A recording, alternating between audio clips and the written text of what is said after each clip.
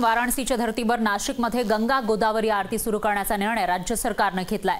यानंतर श्रेयासाठी नवा वाद सुरू झालाय। त्यामुळे गोदा आरतीवरून नाशकात नवं रामायण घडण्याची शक्यता निर्माण झाली आहे। पाहूया त्यावरचा हा खास रिपोर्ट।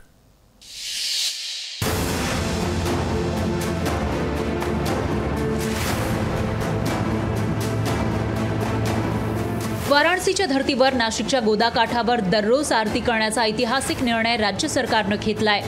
नाशिक शहराचं ब्रँडिंग व्हावं आणि पर्यटकांना गोदा तीरावर आल्यानंतर वाराणसी सारखा महाआरतीचा अनुभव यावा, यासाठी भव्य दिव्य स्वरूपात ही महाआरती करण्यात यावी अशी मागणी गेल्या अनेक वर्षांपासूनची होती।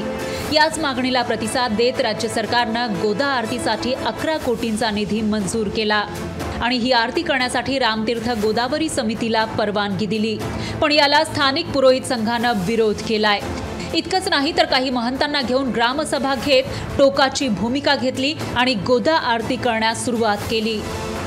या रामतीर्थावरचं सर्व धार्मिक विधी आरती हे शेकडो वर्षापासून हजारो वर्षापासून तीर्थपुरोहित करीत आलेला आहे। आजही करीत आहे, उद्याही करीत आहे, करीत राहील। आम्हाला कोणी पैसे दिले नाही दिले तरी आम्ही करणार। आम्ही आमच्या खिशातले पैसे टाकून आमची संपत्ती त्यासाठी लावणार आणि आम्ही करणार। आम्ही कोणाच्याही भरोशावर नाही। तर आरती रामतीर्थ गोदावरी समितीच करेल असं म्हणत रामतीर्थ गोदावरी समितीनं ही आरतीला सुरुवात केली।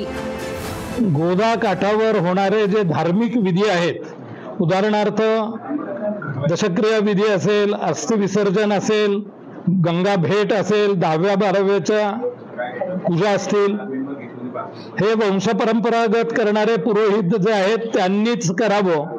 त्याच्यामध्ये समितीला कुठल्याही प्रकारचं स्वारस्य नाही। अर्थकारणासाठी हा वाद सुरू असल्याच्या चर्चा सुरू झाल्या। यावर सुधीर मुनगंटीवार यांनी प्रतिक्रिया दिली आहे।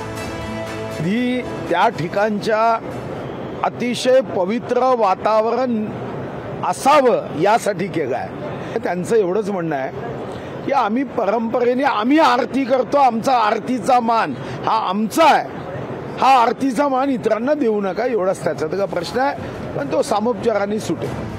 आता गोदावरी नदीच्या आरतीतील पुरोहित आणि रामतीर्थ सेवा समिती यांच्यात वाद सुरू असताना या वादात पर्यावरण प्रेमींची भर पडली आहे। गोदा आरती करण्यासाठी नदीपात्रात बांधले जाणारे 11 चौथरे न्यायालयाच्या निर्णयाचा अवमान करणारे ठरतील असं त्यांचं म्हणणं आहे। यांनी एस्टिमेट बनवलं, यांनी निधी सँक्शन केलेला आहे।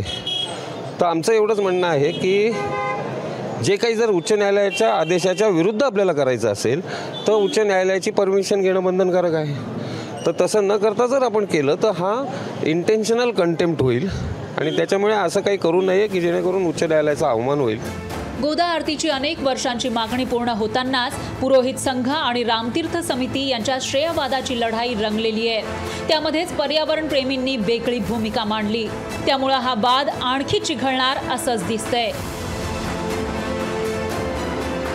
महेश महाले, लोकशाही मराठी, नाशिक।